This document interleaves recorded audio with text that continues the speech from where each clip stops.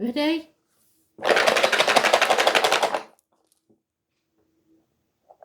That changed your energy, didn't it? Let's have a look. I want that one.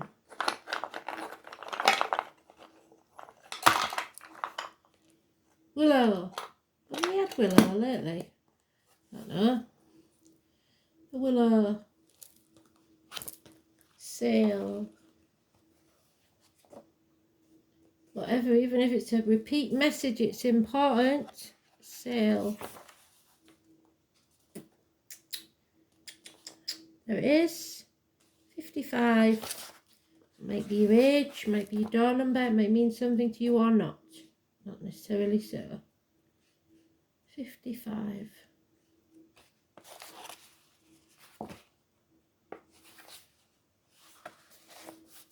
So the willow. It's the fifth moon. The tip of the little finger is Aries. So it goes with the reed, the full reed, what I've just done. The colour is sodath, fine coloured, whatever that means. The stone is ruby, pearls, moonstone. Pearls were mentioned in this morning's read. The bird is the stag or the hawk. The hawk flies and sees the bigger picture when we don't. And the goddess Hecate, Circe, Hera and Minerva. We've got a pub called Minerva, that might be important. The symbol is a feather, so look for the feathers. The planet is the moon. We've got the lunar eclipse on the 8th of November. The metal is silver. The day of the week is Monday. I don't know what day the 8th is. Let's see if we can figure it out. There's the 27th. 4 days left of this. Which takes us to Friday, Saturday, Sunday, Monday. And then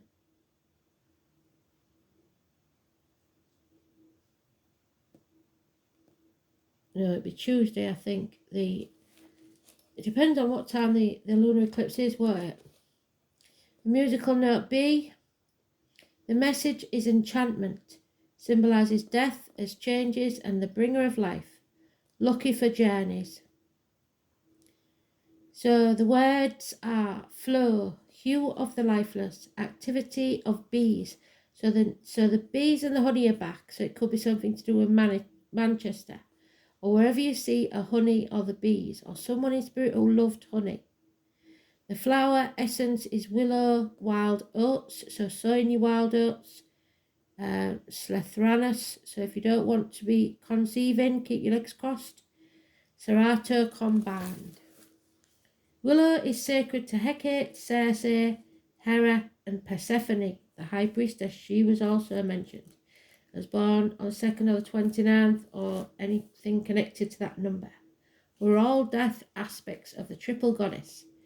The words Wicca, witchcraft and witches all possibly derive from the old word of willow. And we know that the witches will fly on Halloween, which is the 31st, don't we? Druidical sacrifices were also offered in wicker baskets. Willow gave its name to Helicon, the abode of the 9 muses. So again, those 9, the number 9 is important, who were august priestesses of the moon goddess.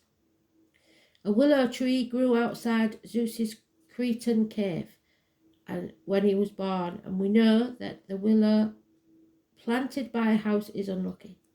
It's a tree that loves water the most, and that's why, because it sucks up all the moisture and interferes with the foundations.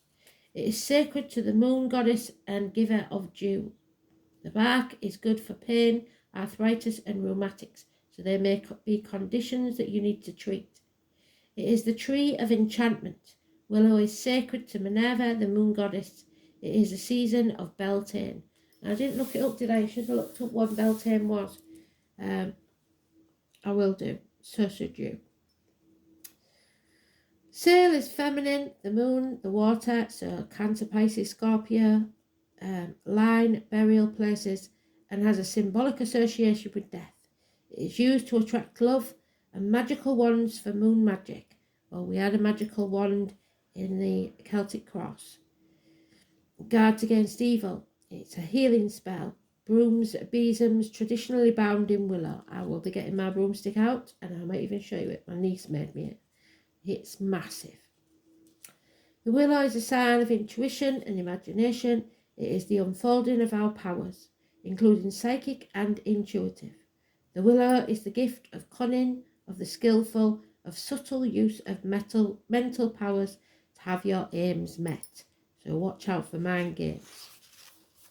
You are urged to seek out the hidden forces in your life. The challenge of the willow is the tendency to ignore the unconscious, hidden aspects of your personality. You may be ignorant of an important aspect of yourself. It's time to wake up to the possibility and embrace the fertile aspects of your mind. I am a hawk on a cliff. For this lunar cycle, Ermigin sings, I am a hawk on a cliff. The hawk is the second of the 4 sacred animals to be mentioned in his recitation. Again, we are faced with an edge, a boundary between the light and the dark, halves of the year. It is in this cycle that we cross the boundary again. But this time it's different. Instead of a gloomy sea and the shore on which it pounds, looking into uncertainty of darkness, we now look out into a sun-bright earth. So the song this morning was, sun is shining. So something is coming to light. We are coming out into the light. There sits our hawk of awakened consciousness. So people are waking up. This hawk is the final catalyst in the change from dark to light. So the dark side will not win. It is her decisive, willed action that liberates our growth energy from confinement and allows this action-filled and fertile season of summer to become manifest. We are feeling this in our desire for action. We gradually gather ourselves while germinating in the dark. So in the dark place we make plans for a better future. We have taken in the energies of water, air and fire, and now we are ready to take form, bursting out of our shells, expressing our own will, to manifest what it is that we have been storing within ourselves. As this moon waxes, we see the boundary in front of us. We see within our minds that which we are about to manifest. The hawk wakes like a beacon, calling us to come forward and fulfill our desires. With the full moon, we are standing at the edge. So the November the 8th is the full moon lunar eclipse. And I've come face to face with the hawk of awakening. Let us identify with her and take on her limitless, boundless energy. Then as the moon wanes, let us follow her on our quest, enjoying the warmth of summer, growing into our fullness. Grab hold of this wondrous sense of adventure she offers. So the Fool in the Celtic cross. Beautiful. I am a hawk on a cliff. I am a hawk on a cliff, poised before the fray, in the dance of death and the dance of life, the hunter and the prey. Flashing feathered streaks, wicked beak, swift as the eye can see, straining every nerve, downward swerve in glorious artistry. Bright the open sky in my eye, but blood is on my breath. Thunder shakes the sky, what did it say in the reed? Thunder as I fly. In all of life is death. On the earth is the air, through the fire and the water. I am Skill, the willow moon's daughter. Chris and Carol again. So we have to be like the hawk and see the bigger picture. Hecate was originally said to be the daughter of Titans, so giants, Perseus and Asteria. At a later time, her parentage was given to Zeus and Hera. The Greeks called her the Hag of the Dead, so possibly Scorpio. She was also called the Most Lovely One, which is a title for the moon. Hecate's home is in the underworld, but she has power everywhere. She is the goddess of the moon, of the underworld, and of magic. Also, she is considered the protectress of flocks and of sailors. The owl is her messenger, so watch for the hawk and the owl because they are messengers from spirit, and the willow, her tree. It is said that she rides a chariot pulled by dragons, so Cancer and those born in the year of the dragon could be very important. Wales and China. Hecate is also considered the goddess of crossroads. She belongs to the class of torch-bearing deities, so fire signs, and she, by popular conception, carries a burning torch to suit the belief that she is a nocturnal goddess of the moon. So your moon sign could be a fire sign. As well as huntress Diana, who knew her way into the realms of spirit. She is depicted wearing a gleaming headdress of stars, so Aquarius, 17. All the secret powers of nature are at her command. She has control of the birth, which we spoke about, life and death, because of her power in the three areas of nature, heaven, earth.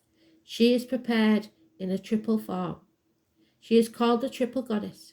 She is often depicted as three female figures, so the Three of Cups, faith, hope and charity, or fate.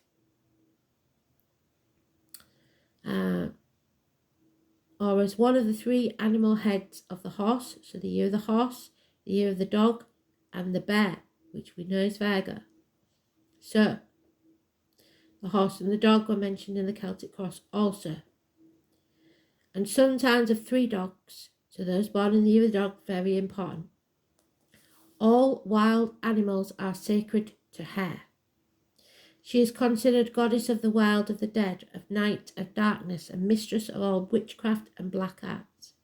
It's important to remember that before Christianity, the underworld was not the evil place it is considered today, but rather the resting place of our dead. During the Middle Ages, Hecate became known as the Queen of Witches. She was especially diabolized by Catholic authorities, who said the people most dangerous to the faith were precisely those whom Hecate supported, and they were only midwives. Hecate is looked upon as a goddess of fertility, whose torch is carried over freshly sown fields to symbolize the fertilizing power of the moonlight. So sow your crops in the moon. There is an almanac that tells you when. In figurines of Hecate, she takes on the form of a pillar called Hectorion. One statue shows her with 3 heads and 6 arms, bearing 3 torches and 3 sacred emblems, the key, the rope, and the dagger. So, the key, the Pope, the Taurus, High Priest, the rope, the Hanged Man, Pisces, and the dagger of the Magician.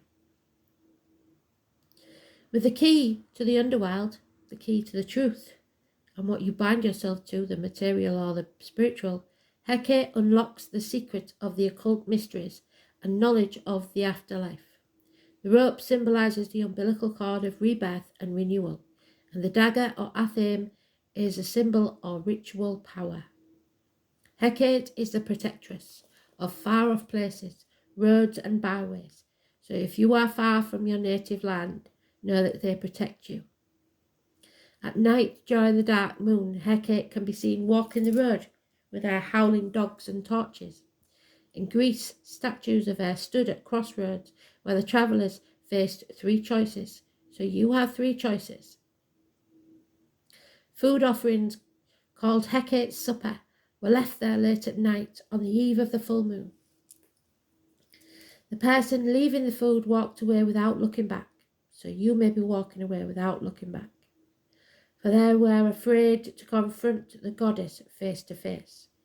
And the card for today is the 27, which is the hermit, likened to Hecate, same as Buddha, and he walked away without looking back.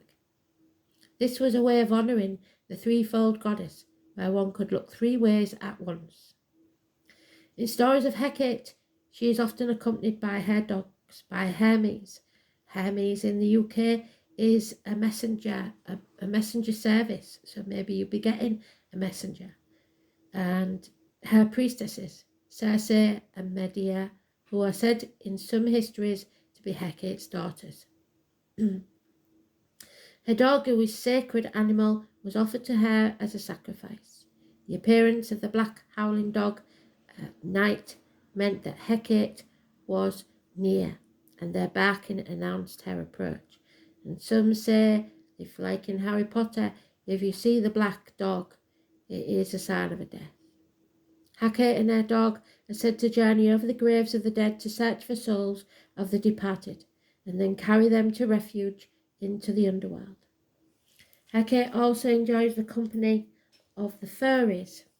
It is said that the fairies hound and punish offenders who broke the taboo of insult, disobedience and violence to a mother. So anyone who hurts a mother. Ruby is a stone of passion. Care must be taken when using this crystal because it can bring negativity and anger to the surface. Ruby should be used with knowledge of how to gain from the experience it brings. Allow the anger or negativity to come to the surface, but then let it dispel, never to trouble you again. Be purified by the experience, not overwhelmed. Ruby can also amplify positive energies. It is said to boost the positive aspects that you already possess. Use this reserve of positive energy to help you overcome the negative energies that Ruby might allow to the surface. Ruby's vibrational energy, it is said to stimulate visualization and motivation.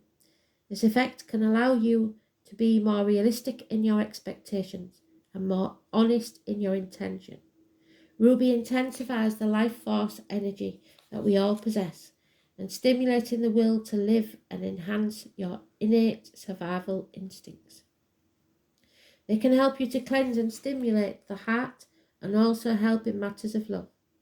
This effect includes the love of oneself, can help you overcome the fear of rejection, allowing you to pursue love more openly. At the same time, it can help you gain control over amorous desires, tempering them with more realistic expectations. Physically, Ruby is said to alleviate chronic fatigue.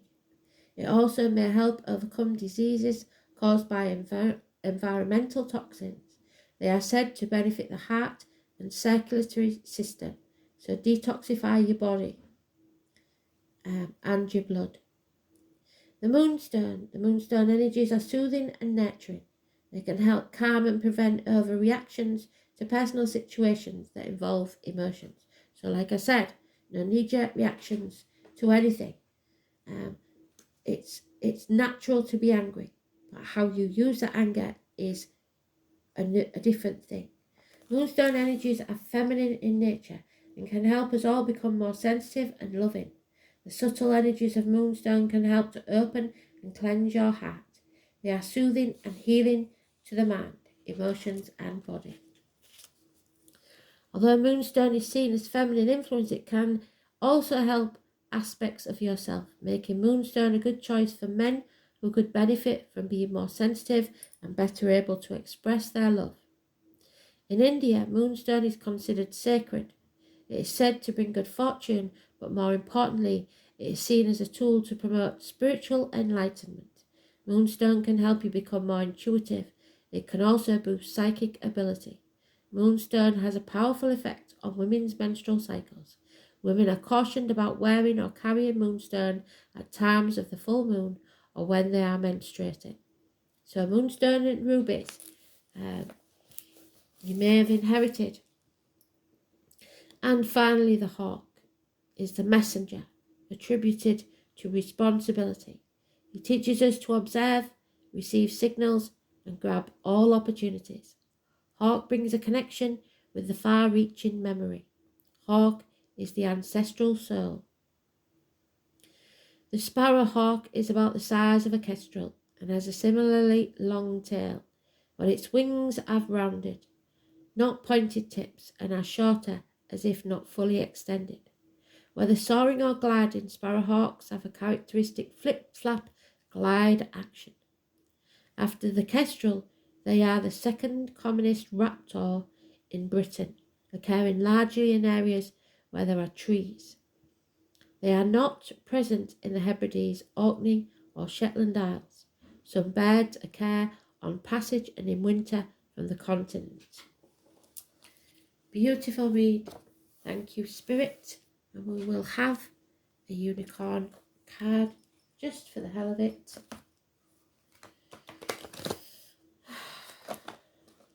I feel better now. Cleanse the energy. We've spoken with Spirit. And we can relax.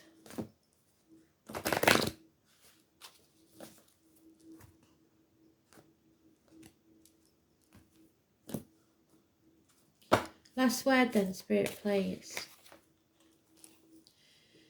I tune into my intuition and set sail for the destiny ahead of me.